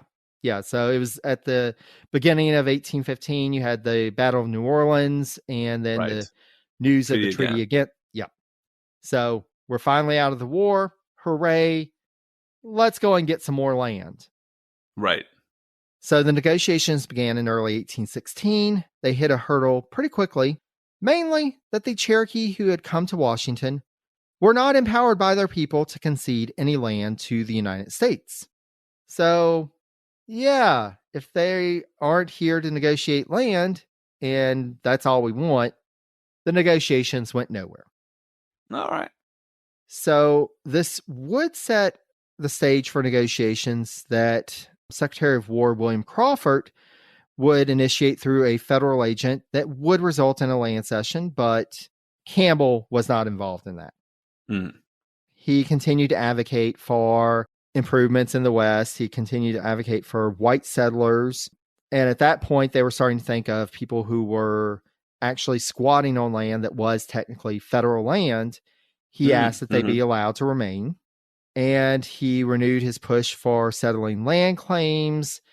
This took him until March 20th, 1818. He was able to get that bill through Congress. And this is something maybe a little scandalous because he personally benefited from this land settlement, though it would be a few years before he would begin to purchase land in the congressional reservation that was created from these land claims being settled. So it doesn't seem like he was acting from self-interest, but he also had some inside information about this land. Right. Meanwhile, he would continue to be named to a number of committees. He would serve as chairman of the Senate Finance Committee. And after a few years of supporting first the Madison administration and then the Monroe administration in the Senate, President Monroe appointed George Campbell as U.S. Minister to Russia on April 11th, 1818, to replace William Pinckney in that diplomatic post. Now, he was not the first person to be offered the post. Again, a trend with Campbell. Despite Monroe's preference for Campbell, Secretary of State John Quincy Adams had convinced the president to offer it first to Representative William Lowndes, Democratic Republican from South Carolina. But once he declined, Monroe was like, well, I really wanted Campbell in the first place, so let's offer it to him. And so he resigned his Senate seat and began to make preparations for his departure. This smells like kicking someone upstairs. You know, like, wait, hold on. So the Treasury Secretary who couldn't raise any money is now on the Senate Finance Committee. That's stupid. Let's send him to Russia instead. Yes. Go to Russia. Go to Russia now. Thank you. You'll like it. It's nice there. You'll like it. Yeah. And after receiving his preliminary instructions from Adams, he made a brief trip back to Nashville to take care of personal business. And then he returned to Washington in early July, held several meetings with Adams about the present state of affairs in post-Napoleonic Europe. And he was given a laundry list of errands to run in ports on the way to St. Petersburg, and then proceeded with his wife Harriet up the East Coast to Boston. And they departed from there on July 24th. After stops in a couple of ports in Denmark, the Campbells arrived in St. Petersburg on September 17th. When he began his tenure as U.S. Minister to Russia, he was given a couple of major tasks. First, he was to attempt to negotiate a commercial treaty with Russia. Given that the three previous ministers, one of whom had been John Quincy Adams, had been unsuccessful in the task, Secretary Adams was not really thinking Campbell had much of a shot, but, go ahead and try. Try. He was also asked to gauge the Tsar's willingness to move from a pro-Spanish stance and be amenable to accepting the independence of the former Spanish colonies in the Western Hemisphere. Okay, yeah. But overall, and I mean, these are a couple of big things. It's like, okay, we don't know that you're really going to be able to do this. If you can, that's great. Right. Ultimately, Campbell was charged with just maintaining friendly relations with Russia. Right. Don't screw up. Just don't mess anything up. Just say a lot of nice things to the Tsar. Be really nice. Make them like us. Making some of your special brownies. Do your thing. There you go. He'll like your brownies. Do a bake sale. It's fine. Yeah. But yeah, and you have to imagine John Quincy Adams, just don't mess this up. Right. Don't mess this up. Remember that time in the Treasury? Don't do that. Right. Now, his wife Harriet had been pregnant when they started their journey to Europe. Oh, that sounds rough. And I know, right? I mean, it's already, traveling conditions were not great at the time. But also add on to it, you're pregnant. Right. And on October 1st, 1818, their fourth child, also named George Washington Campbell, like his father, was born in St. Petersburg. He has two sons named George? He has two sons named George. All right, dude. Whatever. Cool. You do you. Now, this wouldn't be a problem for long. Because sadly for the Campbells, this happy birth was a few months later replaced by tragedy. Within a 5-day time span in mid-April 1819, the Campbells' 3 oldest children died of typhoid fever. Oh my God. Within how many? In 5 days, the 3 oldest children died? Is that what you said? 5 days. Oh my God. That's terrible. So you can imagine just how devastating of a loss this was. Yeah. And Jordan notes that, quote, during the rest of his stay in Russia, he, i.e. Campbell, received much personal attention from the emperor himself. So even the Tsar's like, man, that was rough. Let's take a walk. Wow. Talk it out. Yeah. Likewise, Harriet would become friends with the Russian Tsarina, Elizabeth Alexeyevna. That's as close to Russian as I'm going to get. I think you nailed it. Perfect. And the Campbells would name their next child Elizabeth after the Tsarina. When she was born on February 24th, 1820, she would affectionately be nicknamed Lysinka. From St. Petersburg, Campbell was able to provide Adams with valuable information about European politics and their potential implications for the United States. He was also able to report on how events in the Western Hemisphere were being perceived in European circles, including General Andrew Jackson's invasion of Florida. Right. Yeah. Now, it's so interesting how, like, in this era, your diplomats were also basically your spies in your intelligence community. Exactly. You needed them to constantly send you reports. What are people over there feeling? Where are they leaning? How are they responding to what we're doing? Your eyes and ears, so that you're not just blind about what you're doing internationally. Yeah. And so he was performing a valuable service. Of course, negotiations were going nowhere on the other 2 issues, but this was at least a valuable service that he could provide for the administration. But despite this, of course, after the death of their children, Campbell started sending word back to President Monroe and Secretary Adams that he would like to be recalled. Campbell told Monroe in a letter on May 15th, 1819, quote, that there was very little business of importance to transact with the Russian government.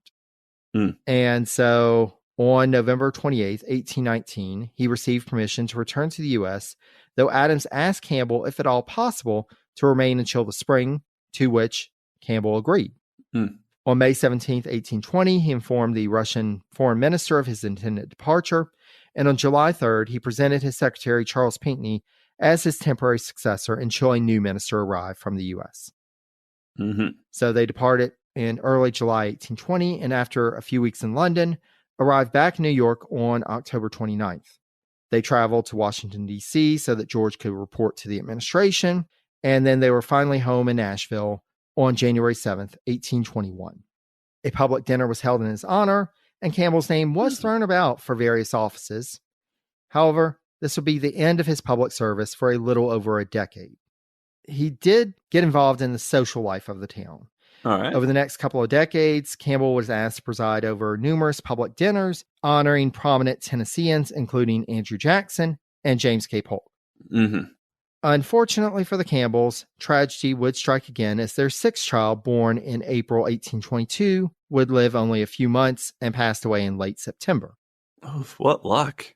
Yeah. I mean, they are just, it's not good. Yeah. Professionally, he would find more success. He opened a new law office in Nashville in January 1822, which focused on cases on higher state courts, and he would remain active as a lawyer for the remainder of his life. Supplementing his law practice was his investment in various companies, including bridge construction companies, turnpike companies, and even the 2 leading hotels in Nashville. In January 1822, he was appointed by the governor of Tennessee as the first vice president of the Bank of the State of Tennessee, which had been founded in 1819 as a response to the financial downturn the nation faced starting in that year. And he would remain in this post until 1831, which is when the bank failed. Wait, when was he appointed? So he was appointed in 1822, and he remained until the bank failed in 1831. Cool, got it. So I was just checking. He gets to spend some time with Governor Sam Houston, who's a favorite character in history of mine. Oh, yes. Oh, yes. All of these famous people from Tennessee, he was in the circles. Cross with paths. Yep. Though Campbell, in the breakup of the Democratic-Republican Party, had aligned with the Jacksonian faction, Campbell was a supporter of the Bank of the United States and did advocate for that institution despite Jackson's opposition. He's like, no, dude, I've been Treasury Secretary. Like, this stuff's kind of important. Let me tell you what happened the last time. Right. And I'm also glad that I'm saying this while you're in Washington. No more duels. Right. No more duels. No more duels. Due to his efforts to bring a branch of the Bank of the United States to Nashville in July 1831, he was named as one of its directors, but he was only serving in this capacity for about a year because on July 14th, 1832, President Andrew Jackson appointed George Campbell as one of 3 commissioners to carry out certain provisions of a treaty that had been negotiated with France the year prior. And so this dealt with American claims against France, settling those. And so Campbell, he was included in this not just because of the connections between the two men, but also Campbell had been in Congress during the time frame related to the claims. And so he had some knowledge about this. Yeah. And on September 17th, 1832, he and his fellow commissioners began their work in Washington, D.C. They sat in 6 sessions, months at a time, for 3 years starting December 17th, 1832. Wow. So this was a long-term project. Finally, on December 31st, 1835, the commission adjourned for good. In that time, out of 3,148 total memorials received, they declared 1,567 valid and awarded $9.35 million in claims. As described by Jordan, quote, in serving on the commission, his last public office, he, i.e. Campbell, showed his ability to work diligently at a difficult and rather thankless task. Mm-hmm. On his return to Nashville, Campbell would continue to support the Democratic administration of Andrew Jackson and his chosen successor, Martin Van Buren. Mm-hmm. Campbell was a vocal proponent for Van Buren's sub-treasury plan during his administration, and in 1840, he was appointed as a director of the Bank of Tennessee and would remain on that board until he was removed by an incoming Whig governor 2 years later. Got it. The Campbell's daughter, Lysinka, married James Percy Brown in April 1839, but sadly would be widowed a few years later in 1844, and they would at least have 3 children, so they did get some grandkids. Yay! Ultimately, time would catch up with Campbell, and at the age of 79, he passed away on February 17th, 1848. He was buried at the Nashville City Cemetery, and his tomb is still there to this day. His wife Harriet passed away a year and a half later in July 1849 in Virginia at the age of 81, and she was buried alongside her husband in Nashville.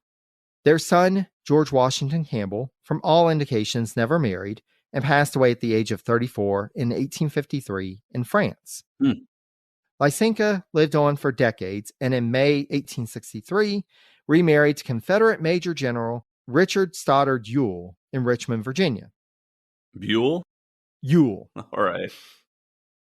The two retired to a farm near Spring Hill, Tennessee, after the war. Lysinka passed away from typhoid fever at the age of 51 on January 22, 1872, and 3 days later, her husband succumbed to the same ailment. Typhoid was rough back then. Yeah, this family did not do well. Deaths. Yeah. But that, Kenny, is the life and career of George Campbell. He saw a lot. Those were some interesting times to be alive for. Yes, he saw quite a bit. And so let's just take the high-level overview in our whole picture round. So this round looks at the overall career and character of the cabinet member, and we can award up to 10 points maximum each. Sounds great. And hold on, before we get going, I'm going to Google this guy to see what he looks like. Let's see. Worries. George Campbell, Secretary, Treasury. because of all the other George Campbells that he kept creating. His progeny, I don't want to get rid of those. Half of the George Campbells in history were created by him. I know there's quite a few. Let's see, is this the right one? This looks like a modern George Campbell. No, this is him. He has a very modern look, like kind of haircut, just very slick to the side. The way he's dressed, he looks like a ahead of his time in his dress. No mutton chops, no beards, clean shaven. Kind of impressive look. Not what I was expecting. All right, let's see. Yeah, he does have a pretty modern look, doesn't he? I was like, Dad, I'm like, is this really him? Because this guy looks like someone that you'd expect to see like in the early 1900s. He looks like a Victorian banker, like late Victorian era. Mary Poppins is going to be checking on his kids. That's what he looks like. Mary Poppins didn't do so well. They ended up with typhoid. Oh no. It's all the sugar with the medicine. Didn't help. Your medicine just needs to be medicine sometimes. Hold on. The kids are dead. Where's Mary? Oh, look, she's flying away. Oh, no. All right. So let's go. All right. Let's do this first category. Now that we know who we're working with. So the whole picture, his overall career and character. So what are your thoughts? Overall, like I commented earlier, it seemed like he kept failing at things. Like he would try to get X done, wouldn't succeed. Try to get Y. He sent a lot of stuff to committee to die. And yet he kept getting moved up in roles, eventually gets Treasury Secretary at a very difficult time. We'll talk more about that when we get there. And then I wasn't expecting him to have any kind of second act after how much he struggled as Treasury Secretary. But he got a few more roles, caught in a few different things. But it all just seems like, man, it feels like it feels like his performance is a 3 out of 10. And yet his career is like an 8 out of 10. And I'm like, how did he get these opportunities? Who did he know? Who was he sleeping with to get these roles? So yeah, it's confusing, but I'm not super impressed by performance. Though I am impressed by some of the roles he managed to have and some of the important situations he managed to put himself in. Yeah. And that's, even though you get a role, what do you do with it? And right. He did have some successes, but by and large, it seems like his successes came from kind of riding the coattails of others. Oh yeah, I'm going to support the Embargo Act. Yeah, I'm going to support, all these other proposals that the Jefferson administration is putting forward or the Madison administration. Is he really leading in this, or is he just somebody in a seat who can push forward somebody else's ideas? And when he had the chance to come up with ideas, he didn't. Right, exactly. Like I think overall, there are so many really impressive secretaries, members of the cabinet in history, and there's plenty of average ones, and he seems below average, in terms of life stories. So I think I would go and slap him at a 3 out of 10 because anybody who's in the cabinet is going to have an interesting life, which is kind of where I was saying like maybe a higher score, but of those interesting lives and how he did it, he just seems like the least impressive person who somehow got one of these roles, or like he should be on the lower end of that spectrum. Yeah. And I think I'm going to match you in that 3 because like you said, it's, of course, when you get to be a cabinet secretary and especially Secretary of the Treasury, you've done something to get there. Right. But you said yes when everyone else said no. Exactly. And, his career to date, it's like there are so many other people, and especially if some of the others would have said yes, we wouldn't be talking about him. Yeah. He did have kind of some redemption at the end. He was seen as being somebody who could take on a task and be diligent in it. But this is after his real time to shine had already come and gone. So right. It's really not that impressive of a career. Right. Agreed. So with that, he is currently at 6 points, and we need to zoom in on the go-getter round. So this round looks at the I'm trying not to laugh. This round looks at the impact of the cabinet member during their time in the cabinet, and we can award up to 10 points maximum each.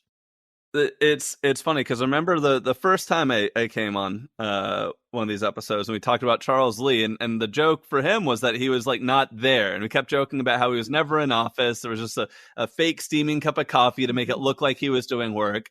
And yet I feel like he was probably more impactful than this guy and actually doing his job. It's like this guy was there, he just wasn't successful. His job is to raise money or find ways to fund the government, and he did none of those things. He did not raise enough money, and he could not think outside the box. He could not figure out how to get the money, and there were other ideas that could have been tried if he were more original.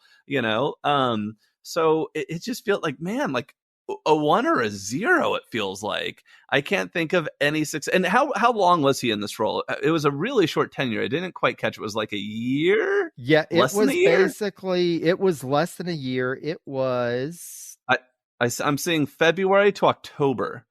yes. So February 9th, 1814 to technically, so October 5th, 1814. So only a few Not months. long. Yeah.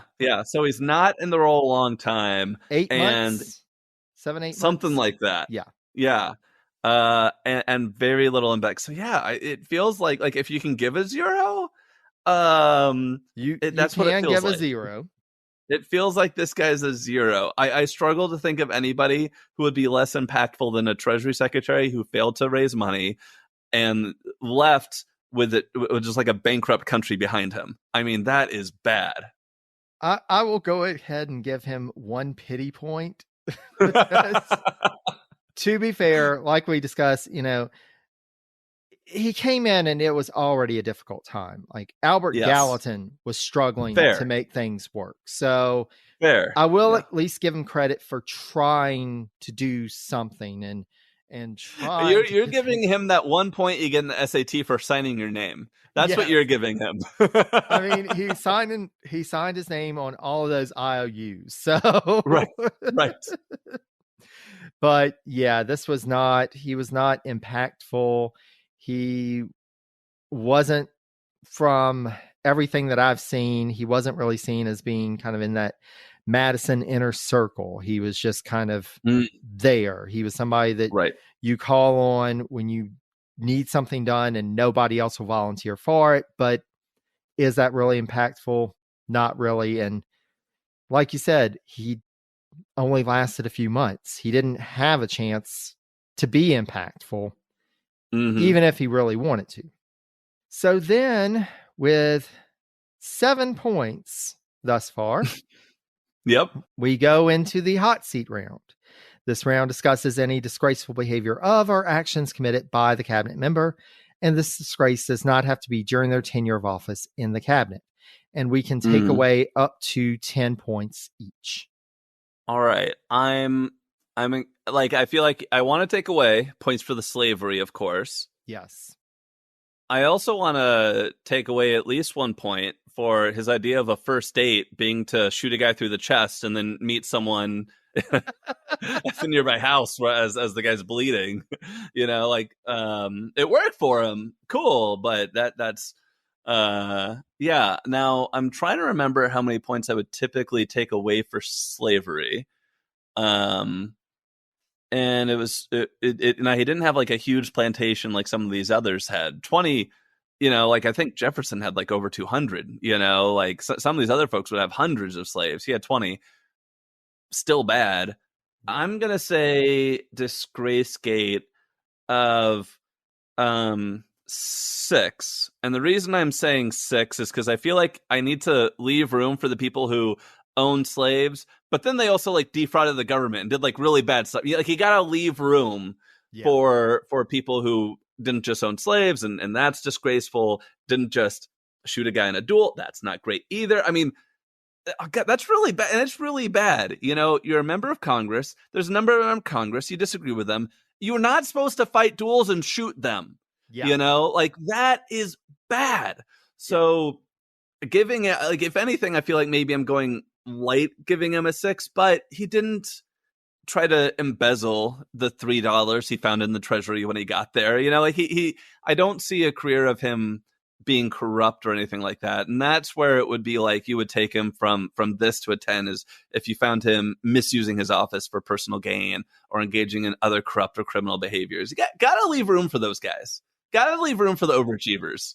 Oh, yeah, because we are going to have some of those folks. They're coming. But yes, to your point, Kenny, we've got to take away points for slavery, even one person being enslaved and somebody benefiting from their labor is wrong. And absolutely he benefited from enslaved labor. So, and doesn't seem to have had any qualms about that. So we've got to take off some there. I agree. The dueling, that's not respectful in terms of being a leader. Right. Also, I'm thinking about his push for war when he knew we could not finance it. He's pointing out that this is a big issue, but he's still okay with going to war, even though he doesn't know how it's actually going to happen. So, part of the problems that he dealt with as Treasury Secretary, he also helped create because he helped to push for war. Very good point. He brought it upon himself, Very good point. I was initially going to go with a -5, but I think I'm upping it to -6, because the war was mostly a disaster, Oh, total disaster. It was just, and he played a role in leading us to war. So with that, with a -6 and -6, we are at -12, and that brings him down to a -5 total thus far. Now, tenure of office. So this is the time. The entire time that a cabinet member served in a full-time capacity will be counted as the points for this round. He served less than a year, but we do round up in this instance. So he does get 1 point. 1 point. All right. He does not earn any of the bonus points because he did not serve in more than one full-time cabinet position.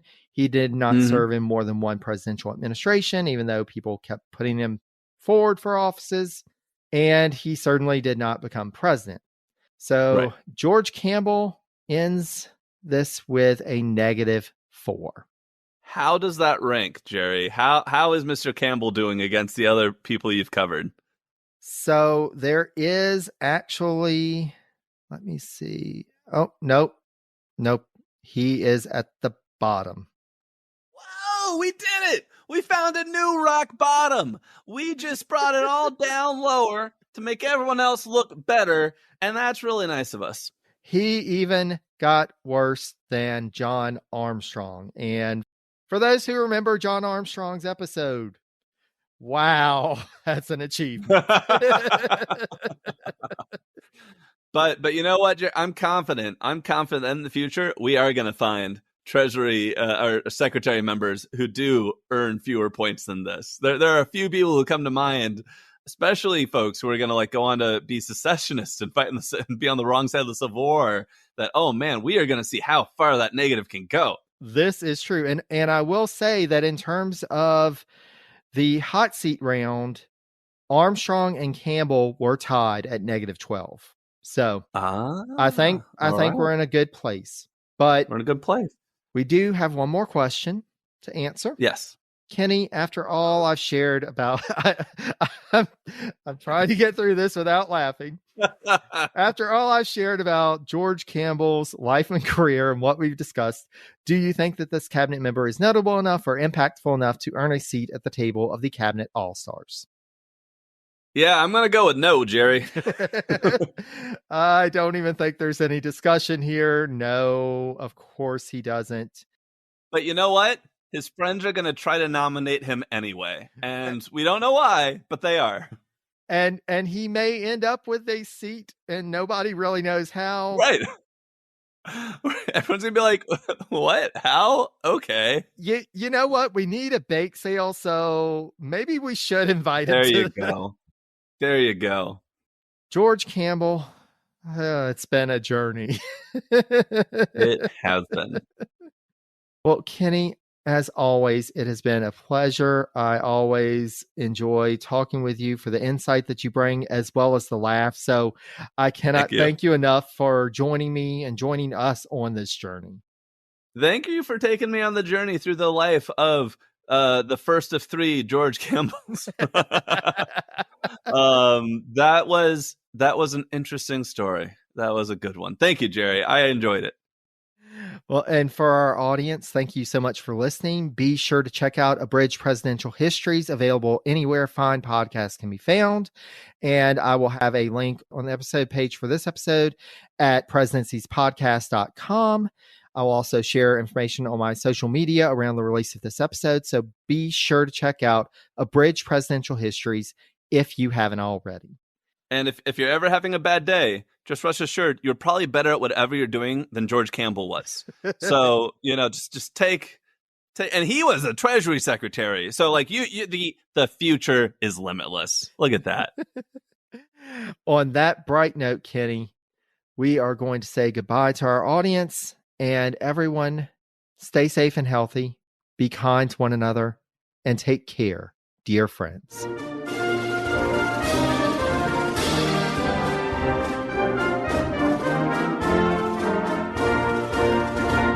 The Korean War has sadly been known as the Forgotten War, but half a century earlier, the United States was locked in a bloody conflict in Asia that's been all but erased from the history books. Hi, I'm Alex Hasty, the host of Ohio versus the World, an American history podcast on the Evergreen Podcast Network. In our newest episode, we speak to experts about the Philippine-American War, America's first Asian counterinsurgency conflict. The heroes, the villains. We'll discuss President McKinley, Admiral Dewey, the vicious brutality of the fighting, and the scandals and war crimes that nearly sunk Theodore Roosevelt's presidency. Check out our show, Ohio versus the World, on the Evergreen Podcast Network for our new episode about America's most forgotten war.